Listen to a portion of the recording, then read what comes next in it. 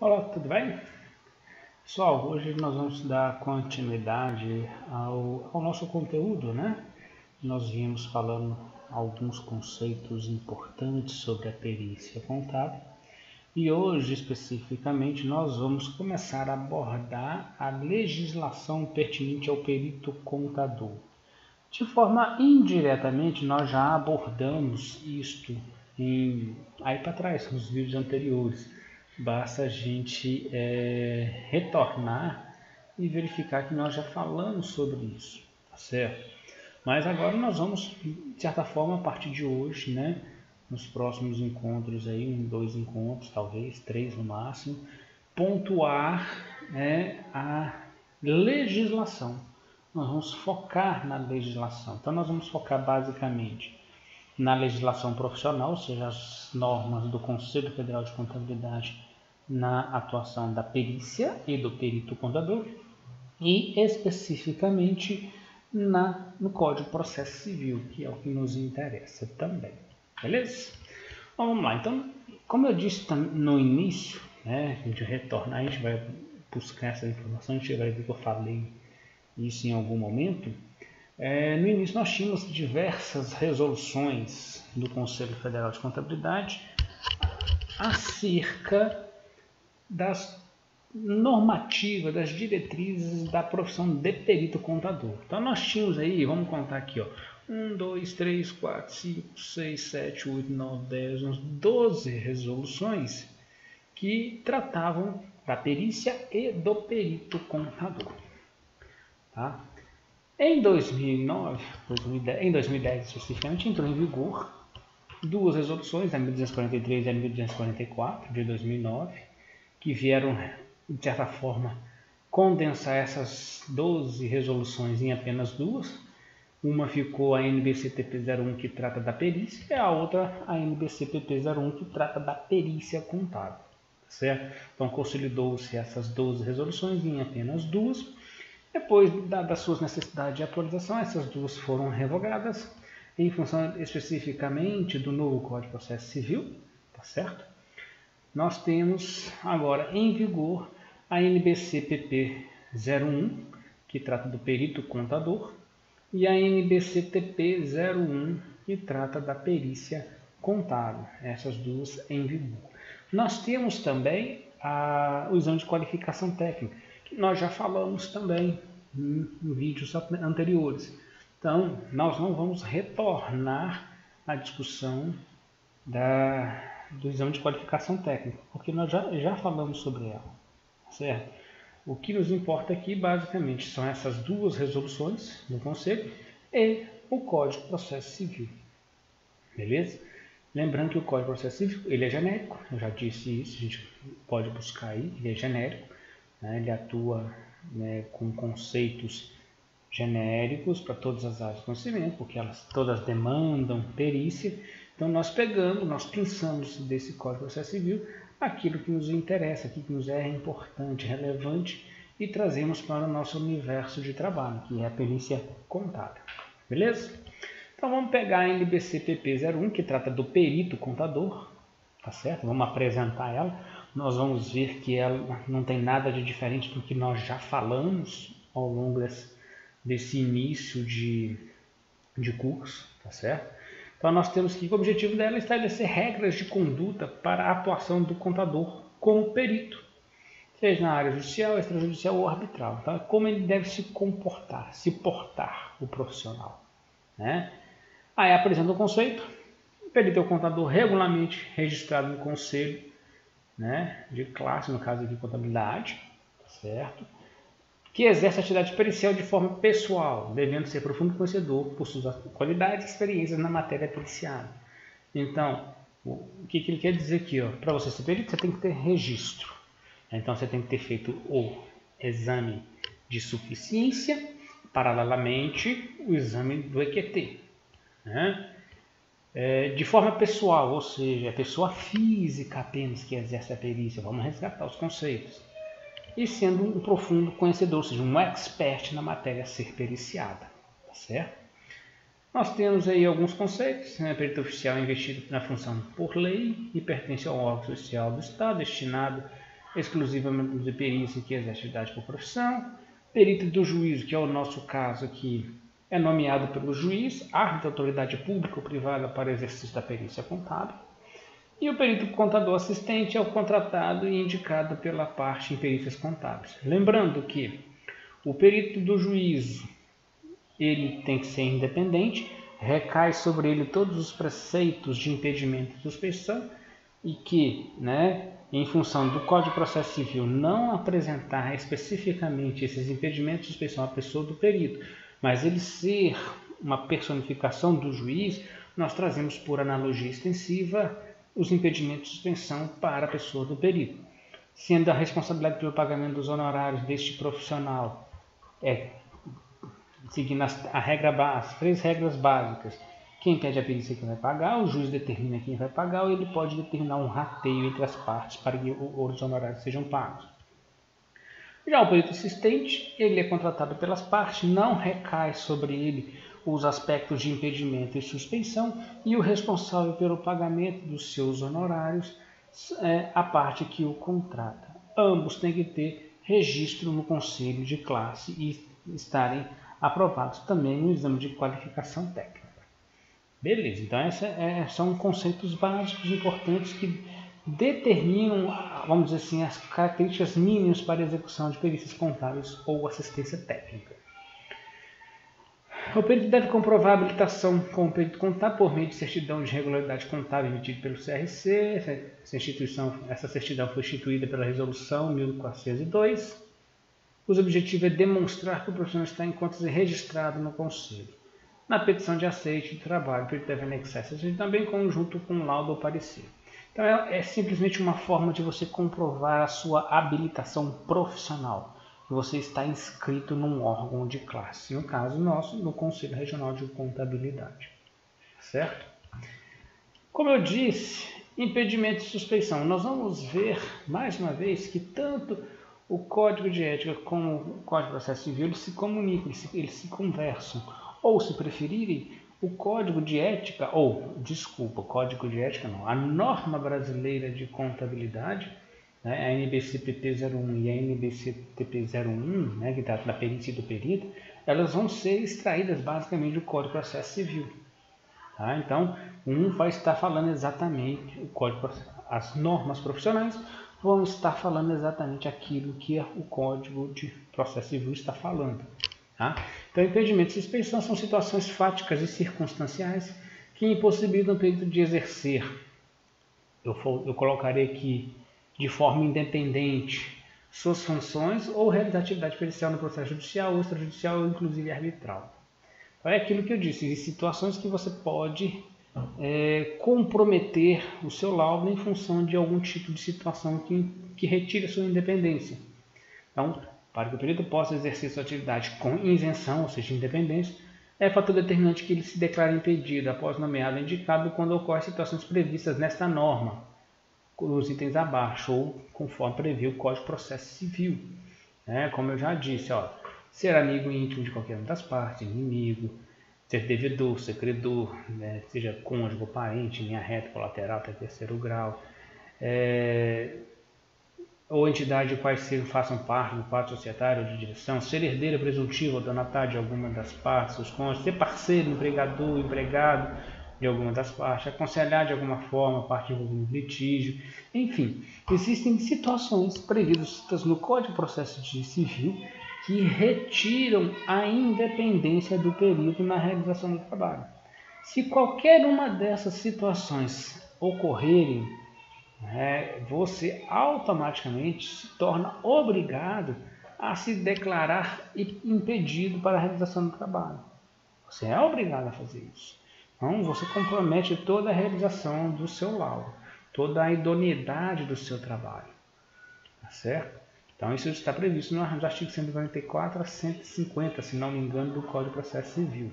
E nós vamos chegar lá daqui a pouco, a gente vai confirmar isso tudo. A responsabilidade. O perito deve conhecer as suas responsabilidades sociais, éticas, profissionais e legais, às quais está sujeito no momento em que aceita o encargo para a execução das perícias contábeis, judiciais, extrajudicial e inclusive arbitral. O termo responsabilidade refere-se à obrigação do perito em respeitar os princípios da ética e do direito, atuando com legalidade, idoneidade e honestidade no desempenho das suas atividades, sob pena de responder civil, criminal, ética e profissionalmente por seus atos. Olha aqui, isso tudo aqui nós já falamos sobre a responsabilidade civil e penal do perito contador. E aqui embaixo, de certa forma, ele condensa tudo aquilo que nós já discutimos. Olha só, a legislação civil determina responsabilidades de penalidades para o profissional que exerce a função de perito, as quais consistem em multa, indenização e inabilitação. Isso é no Código Penal. Já no Código, na legislação civil, desculpa, na legislação civil, multa, indenização e inabilitação. No penal, nós temos multa e reclusão, certo? Então, nós temos aqui, ó, se a gente resgatar os conceitos, nós temos que no Código Penal nós temos multa e reclusão de 2 a 4 anos. Na civil, na legislação civil, nós temos multa, indenização pelos danos causados às partes e inabilitação de 2 a 5 anos para exercício de novas perícias, além da notificação ao órgão de classe para as autuações administrativas previstas no Código de Ética. Tá certo? Isso é importante. O termo zelo para o perito refere-se ao cuidado que ele deve dispensar na execução de suas tarefas em relação à conduta, documentos, prazos, tratamentos dispensados, autoridades, atos integrantes, etc. Né? Então é importante, quando a gente fala zelo, engloba uma gama de situações, tá certo? Aí o conselho vem dizer o que ele entende por zelo, né? Ou seja, cumprir os prazos fixados, né, pelo juiz, assumir a responsabilidade pessoal de todas as informações prestadas nos quesitos.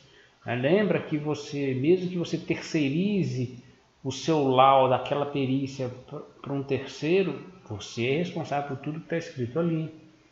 Prestar esclarecimentos determinados pela autoridade, propugnar pela seriedade processual, ser prudente nos limites do aspecto técnico, enfim. Então o conselho vem mostrar, se você desenvolver essas práticas aqui, seguir essas diretrizes, vamos chamar assim, você vai estar sendo zeloso com o seu trabalho, sendo prudente com ele, tá certo? O perito é o responsável pelo trabalho de sua equipe técnica, ao compreender os auxiliares, execução, né, do trabalho complementar, do laudo pericial ou parecer. É aquilo que eu disse. Se você recebe, é nomeado, mas você põe o seu amigo, o seu funcionário para executar a perícia, tudo que está ali dentro é escrito por ele, é de responsabilidade sua, independente se foi A ou B que executou o trabalho. Sempre que não for possível concluir o laudo pericial contábil no prazo fixado pelo juiz, deve o perito requerer sua dilação de vencimento, apresentando os motivos legais. A gente sabe que pode acontecer inúmeros imprevistos na nossa vida, nós somos passíveis de imprevistos, né? O que ele está dizendo aqui, que nós vamos ver isso lá no Código de Processo Civil um pouco melhor, a questão mais especificamente o que a lei fala a respeito disso.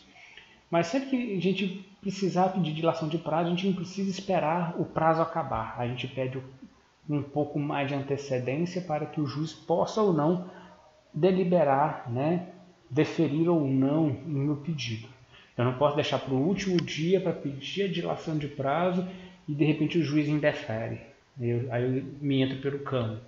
Então eu peço com antecedência, né, para que dê tempo do juiz analisar o meu pedido, deferir e eu me programar para a complementação desse prazo, ou, numa situação mais radical, me ajustar nas demais tarefas para que eu possa cumprir a perícia dentro do prazo estipulado, porque o juiz indeferiu a minha dilação de prazo. A realização de diligências durante a elaboração do laudo pericial com busca de provas, quando necessário, deve ser comunicada às partes para a ciência de seus assistentes.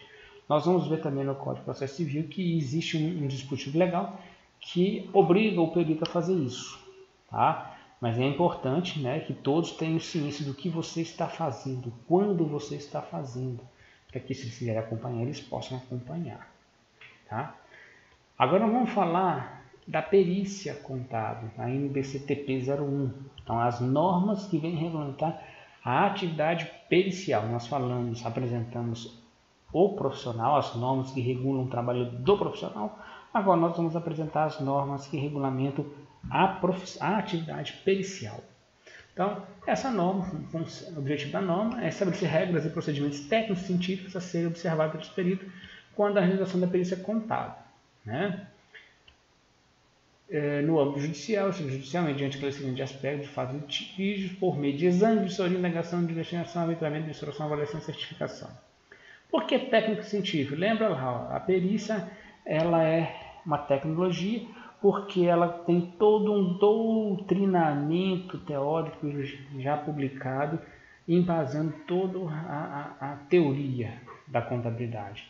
E técnico porque nós temos procedimentos estritamente técnicos, operacionais, especificamente débito e crédito e seus efeitos no patrimônio, que serão discutidos, e entendidos pelos aspectos doutrinários.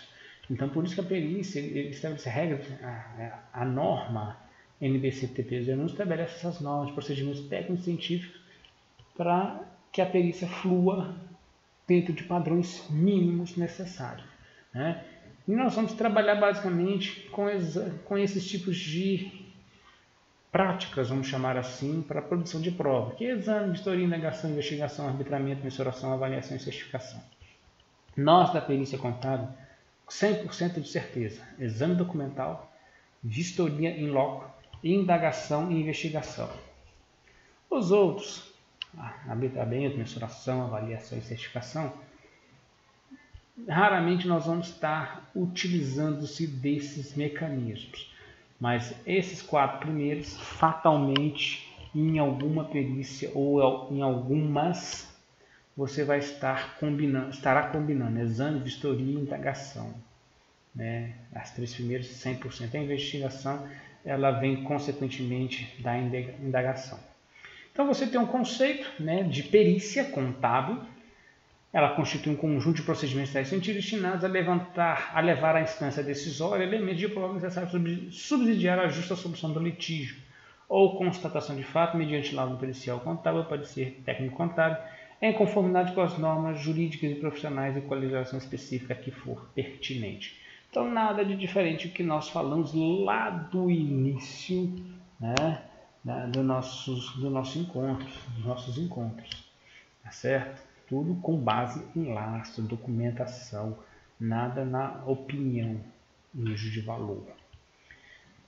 O laudo pericial contábil e o parecer pericial contábil, o parecer técnico contábil, tem por limite o próprio objeto da perícia, deferida ou contratada. É aquilo que eu disse, nós temos sempre que nos ater ao objeto da lide, a questão ali, nós não podemos extrapolar, salvo situações atípicas, que também nós já falamos para trás aí. A perícia contábil é competência exclusiva de contador em situação regular perante o Conselho Regional de Contabilidade de sua jurisdição. Somente o contador pode fazer perícia, resolução 583, 580 de 83, certo? No entanto, eu vou mostrar para vocês também um dispositivo legal que permite que isso aqui, de fato, não necessariamente precisa ocorrer no caso de perícia contábil. Vou mostrar o dispositivo legal para vocês quando a gente for falar de perícia, laudo pericial contábil.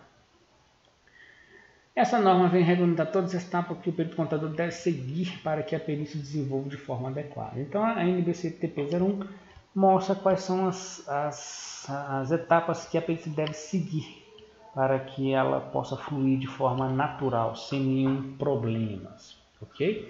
Então, essas 2 normas são basicamente para a gente, de certa forma, resgatar o que nós já falamos anteriormente, tá certo? Nós resgatamos muitos conceitos já falados anteriormente e apresentamos especificamente as 2 resoluções do Conselho acerca da profissão e do profissional, o que regulamenta essas 2 situações. Agora, nós vamos abordar especificamente o Código de Processo Civil, certo? Então, nós vamos falar da lei. E como eu disse, o Código de Processo Civil ele é grande, E nós não estudamos o Código de Processo Civil como um todo, nós estudamos, né, aquilo que nos é interessante. Então nós vamos ver aqui que vai haver uma extração de conceito, de artigos, vamos dizer assim, né, de forma, entre aspas, dizendo, né, um pouco aleatórias. Por quê?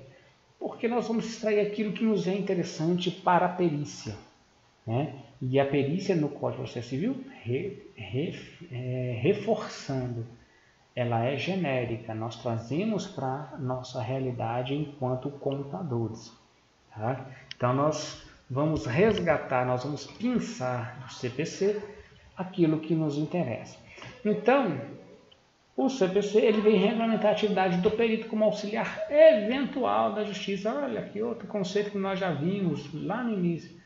Eventual da justiça. Por quê? Porque não há necessidade de um profissional específico no quadro de trabalho da Ministério da Justiça para fazer a perícia. Primeiro, porque ele não vai conhecer de todos os aspectos, né,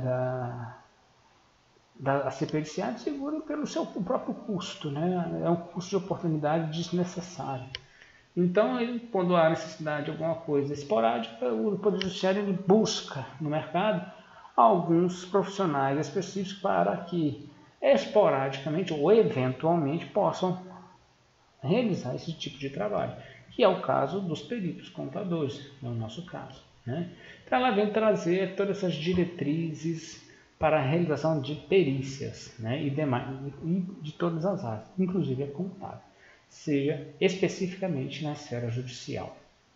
Então vamos começar pinçando do Código de Processo Civil o artigo 156. Esse artigo 156, ele é padrão, ele tem que ser sabido na ponta da língua por todos os profissionais que atuam como perito, independente da área. Por quê? Porque é o artigo do CPC que me traz a autorização legal para que eu surja, enquanto profissional da contabilidade especificamente, surja no Poder Judiciário para que eu possa trabalhar, exercer o trabalho de perito, né? Então fala lá o artigo 156, o juiz será assistido por perito quando a prova do fato depender de conhecimento técnico ou científico, tá certo? Ou seja, tem um processo, existe uma dúvida patrimonial, surge a pessoa do perito. Essa é a regra, né? Nós vamos ver para frente que não necessariamente, havendo essa dúvida patrimonial, a pessoa do perito ele pode ou não surgir. Por quê? Porque vai depender do entendimento do juiz a respeito da necessidade ou não da perícia. Nós vamos ver mais para frente, mas não necessariamente houve o pedido de perícia que ela de fato ela vai acontecer. Existe um poder discricionário do juiz que ele pode deferir ou indeferir. Nós vamos falar mais para frente no momento oportuno. Tá? Então, quando depender de conhecimento específico, surge o papel do perito, né? Os peritos serão nomeados em profissionais legalmente habilitados aos órgãos técnicos científicos devidamente inscritos no cadastro de tribunal ao qual o juiz está vinculado. Ou seja, profissional com registro no seu órgão de classe, no nosso caso CRC, e inscrito lá no rol de peritos, cadastrado no rol de peritos da comarca. Aí aqui não nos interessa. Esse aqui é um parágrafo terceiro também não nos interessa muito, é só complementação. Aí fala aqui o parágrafo 4. Para verificação de eventual impedimento ou motivo de suspeição nos termos do artigo 148 e 467, o órgão técnico científico nomeado para a realização da perícia informará ao juiz os nomes dos dados da qualificação profissional que participarão da atividade. Tá? Olha aqui, ó, aquela alternativa que eu disse em relação, cadê isso aqui, ó? A essa situação aqui, ó. Nós estamos falando do parágrafo 5º do artigo 156 do Código de Processo Civil. Isso aqui é muito importante.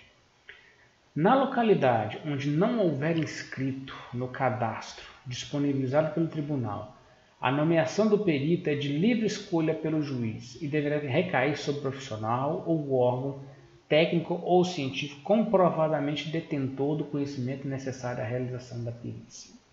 Isso aqui é muito importante. Por quê? Veja bem, se nós temos uma comarca onde não temos peritos contadores cadastrados, certo? Não temos peritos contadores, surge perícias de cunho contábil, vai ficar sem ser realizada, sem serem realizadas? Não, não vão ficar sem serem realizadas. A própria lei, Código de Processo Civil, permite, eu gosto de chamar isso aqui como válvula de escape, né, do Poder Judiciário, de nomear outro profissional, né, com notório saber naquela área a ser periciada, a sua nomeação. Por exemplo, às vezes você tem lá um administrador que é expert em matéria contábil. Comprovadamente, todo mundo na cidade reconhece isso, né? Então, nada impede que o juiz nomeie esse administrador, mesmo ele não sendo contador, para a realização da perícia. Por que ele pode fazer isso?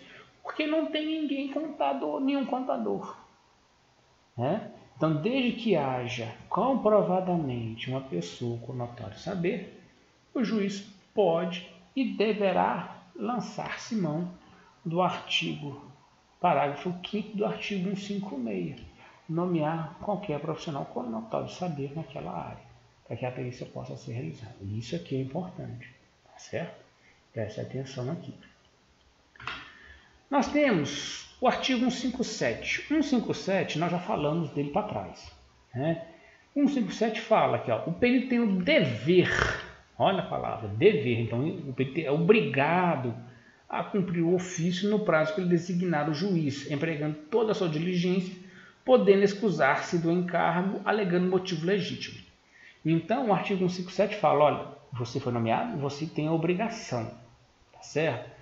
Aí, essa nomeação, esse prazo, né, ele vai, quando eu vou falar daqui a pouco sobre os prazos, o cumprimento de prazo, vai ver que ou ele vem explícito ou nós pedimos o prazo. Mas independente de ele vir explícito na intimação ou a gente pedir esse prazo, nós somos obrigados a cumprir o prazo concedido ou já arbitrado. Isso é obrigatório, certo? Se não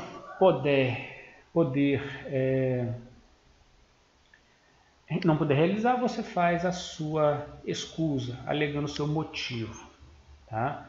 A escusa será apresentada no prazo de 15 dias, contado da intimação, da suspeição e impedimento superveniente sob pena de renúncia ao direito de alegá-la, tá? Será organizada a lista de verificação dali com disponibilização dos documentos exigidos para a habilitação à consulta de interessados, né? Muito bem. O artigo 158 do Código de Processo Civil, ele fala o seguinte: o perito que, por dolo ou culpa, ou seja, dolo ou culpa, lembra lá das penalidades lá, civil e penal? Dolo ou culpa, ou seja, de forma intencional ou sem querer, prestar as informações inverídicas, responderá pelos prejuízos que causará a parte, ficará inabilitado para atuar em outras perícias no prazo de 2 a 5 anos, independente das demais sanções previstas em lei, devendo o juiz comunicar o fato ao respectivo órgão de classe para a adoção das medidas que entenderem cabíveis. Então, olha lá, o artigo 158 fala, se fizer merda, fizer besteira, né, vamos dizer assim, induzir o juiz ao erro, você vai ficar inabilitado. Você não atua mais naquela comarca por 2 a 5 anos. Você vai ter que pagar, indenizar as partes pelo prejuízo causado, né? Além disso, o conselho vai ser notificado e você poderá sofrer sanções administrativas, né? Então, tem que ficar atento no artigo 158 do Código de Processo Civil. Certo? Nós já falamos disso também para trás. Prova pericial. Prova pericial ela está prevista no artigo 464 do Código de Processo Civil. Certo? Então perceba, eu saí do artigo 158 e já pulei para o artigo 464. Por quê? Porque aqui é onde existem outras partes que nos interessam. A prova pericial no 464 fala: a prova pericial consiste em exame, vistoria ou avaliação. Certo? Olha aqui aquilo que eu disse para vocês agora há pouco. Não é que necessariamente surgiu a perícia, uma demanda por questões patrimoniais, é que a perícia vai ser efetivamente concretizada. Não necessariamente isso é verdade. Por quê? Porque o 464 ele fala o seguinte: o juiz indeferirá a perícia quando? Olha só, não é porque o Zé pediu uma perícia, né, a realização de uma perícia fiscal ali dentro do processo que está atuando contra o Estado, que o juiz vai determinar, vai deferir de imediato a perícia. Por que ele não necessariamente isso vai acontecer? Porque a prova, por exemplo, nós temos no parágrafo 1º, inciso 1º do 464. A prova de fato não depende de conhecimento técnico especial, né, conhecimento especial de técnico. Então não precisa de um profissional de qualificação técnica de nível superior para dizer se aquilo é verdade ou não. Se não há essa necessidade, o pedido de perícia ele é indeferido. For desnecessário em vista de outras provas produzidas. Então eu já tenho ali dentro do processo uma série de provas já levantadas por ambas as partes. E essas provas são suficientemente claras e consistentes para que o juiz ele tome a decisão dele. O pedido de produção de prova pericial simplesmente é para protelar. Ele pode entender que é para protelar o andamento processual. Então ele vai indeferir o pedido da produção de prova pericial, justificando, né, com base no artigo 464, parágrafo 1º, inciso 2º, porque não existe necessidade de produção de prova pericial, uma vez que as provas já roladas no processo são suficientemente robustas para a sua decisão. E quando, né, no inciso 3º, falar que a perícia, a produção de prova, né, ela for impraticável, não houver condições nenhuma de sua realização. Tá certo? Então, o que acontece? Frisando, não é porque houve o pedido de produção de prova pericial é que ela irá surgir. Ela poderá ou não ser deferida pelo juiz. E a base legal está aqui, ó, artigo 464, parágrafo 1º, inciso 2º. Beleza? Bora lá. De ofício, o parágrafo 2º fala: de ofício ou a requerimento das partes, o juiz poderá, em substituição à perícia, determinar a produção de prova técnica simplificada, quando o ponto controvertido for de menor complexidade. O que ele quer dizer com isso aqui? Às vezes, a matéria a ser periciada ela é simples, ela pode ser mais facilmente executada. Não há necessidade de realização de uma perícia propriamente dita. Tá? Então ele pode, né, dentro do entendimento do juiz, trocar a perícia contábil, no nosso caso, por uma prova técnica simplificada. Por quê? Porque o ponto controvertido é de menor complexidade. Beleza? Então existe essa possibilidade. A prova técnica simplificada, né, consistirá apenas na inquirição de um especialista pelo juiz sobre o ponto controvertido da causa, que demande especial conhecimento científico ou técnico. Então, essa prova simplificada, técnico simplificado, nada mais é do que uma entrevista, uma oitiva com o profissional. Não existe operacionalização. Você faz as suas pesquisas, você tem o seu direcionamento, você se organiza, o juiz vai fazer uma oitiva, vai conversar com você para entender, né, melhor aquela situação controversa. Durante a arguição, o especialista que deverá ter formação acadêmica específica na área, objeto do seu depoimento, poderá valer-se de qualquer recurso tecnológico de transmissão de sons e imagens, com o fim de esclarecer os pontos controvertidos da causa. Então você pode usar, enquanto profissional que estiver nessa situação, qualquer meio para apresentar as informações ao condutor do processo. Vamos lá. Fixação do prazo de entrega, artigo 465 do Código de Processo Civil. Vamos lá. Aqui ele é outro artigo muito importante que nós temos que ficar muito atentos, tá certo? Então nós temos o 465, ele vai dizer para o perito assim, olha, você foi nomeado e você vai ter um prazo para a entrega do laudo. Então o juiz nomeará o perito especializado no objeto da perícia e fixará de imediato o prazo para a entrega do laudo. Então chega a intimação para você, falando com base no artigo 465 e 156 do Código de Processo Civil, você foi nomeado, e o prazo para a entrega do laudo, caso o juiz já determine essa situação, porque pode já vir determinado o prazo de realização da perícia, é de 60 dias. Então você, nessa situação, você já está sendo nomeado e já está ciente que o juiz quer essa perícia realizada em 60 dias. Nada impede, de você, enquanto profissional, diga, nesse processo de aceite ou não da perícia, que 60 dias é ou não é suficiente para a realização do trabalho. Ah, não, eu preciso de 80 dias para a realização, 90 dias. Nada te impede de você renegociar o prazo, apresentando as justificativas para que o prazo não seja de 60, mas sim de 90, por exemplo. Então, nada te impede de renegociar prazo. Se o juiz entender que os seus argumentos são válidos, ele defere o prazo que você está pedindo. Essa é a primeira situação. Já tem o prazo definido, você pode tentar renegociar esse prazo, aumentando um pouco mais o prazo.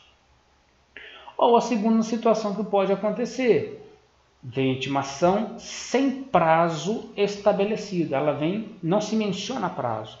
Então, nesse momento, você, enquanto profissional, tem a discricionariedade de dizer, olha, para fazer essa perícia eu preciso aí de 65 dias, 70 dias.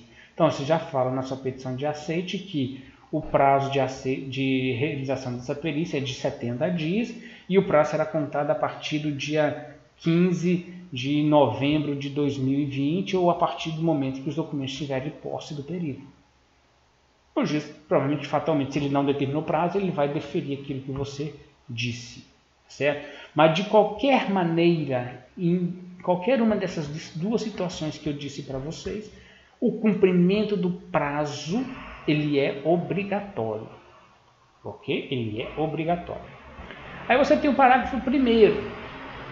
Incumbe às partes, dentro de 15 dias, contados da intimação do despacho de nomeação do perito. Então, quando eles ficarem sabendo da nomeação do perito, eles têm 15 dias a arguir o impedimento ou suspeição do perito, se for o caso. Então, eles podem questionar em 15 dias. Indicar os assistentes técnicos. Também, nesses 15 dias aqui, eles têm que fazer arguir, indicar e, principalmente, apresentar os quesitos. Então, as partes têm 15 dias, a partir da nomeação, para questionar, apresentar assistente técnico e apresentar os quesitos. Beleza? Isso aqui é importante. O parágrafo 2º fala, ciente da nomeação, o perito apresentará em 5 dias. Em 5 dias, proposta de honorários, currículo com comprovação de especialização e contatos profissionais, em especial o endereço eletrônico para onde serão dirigidas as intimações pessoais.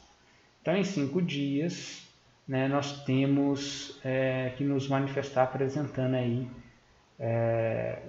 valor de honorários, a questão de aceita ou não aceita o trabalho, em função de impedimento ou suspeição, enfim, todas as informações necessárias para dizer se aceita ou não o trabalho pericial. O parágrafo 3º fala: as partes serão intimadas na proposta dos honorários para, querendo manifestar-se em prazo comum de 5 dias, após que o juiz arbitrará o valor, intimando-se as partes para os fins do artigo 95. Então, elas vão ter 5 dias para se manifestar acerca dos honorários, se elas concordam ou não os honorários, se o valor proposto pelo perito, né, do honorário proposto pelo perito. Né? Lembrando que isso aqui, nós vamos falar ainda de honorários, isso aqui é um processo de negociação. Né? Você não é obrigado a aceitar o trabalho por causa de renegociação de valores honorários. Okay? O juiz, parágrafo 4º do artigo 465, o juiz poderá autorizar o pagamento de até 50% dos honorários arbitrados a favor do perito no início dos trabalhos, devendo o remanescente ser pago apenas no final, depois de entregue o laudo prestado todos os esclarecimentos necessários. Quando a perícia for inconclusiva ou deficiente, o juiz poderá reduzir a remuneração inicialmente arbitrada para o trabalho. O que nós estamos? O que eu quero dizer isso aqui? Como eu disse, se não me engano, foi no último vídeo, né? O perito ele pode, eu preciso antecipar 20% que eu tenho custos iniciais de deslocamento, eu preciso ir até comarcas longe, né, a capital, enfim. Ele pode pedir até 50% dos honorários. É legal. Está previsto no artigo 465, parágrafo 4º, esse adiantamento. Não é obrigatório, faz quem quer, tá certo? Sendo que o restante, se ele pegou 50%, os outros 50% será só ao final do trabalho, quando entregar o laudo e não houver mais questionamentos, tá certo? Mas se quiser pedir a antecipação de até 50%, fica a critério do contador, beleza? Então, por hoje eu paro aqui, com base no artigo 465, tá certo? E no próximo vídeo a gente volta continuando sobre o Código de Processo Civil, beleza? Até mais para vocês, galerinha, até a próxima, fui!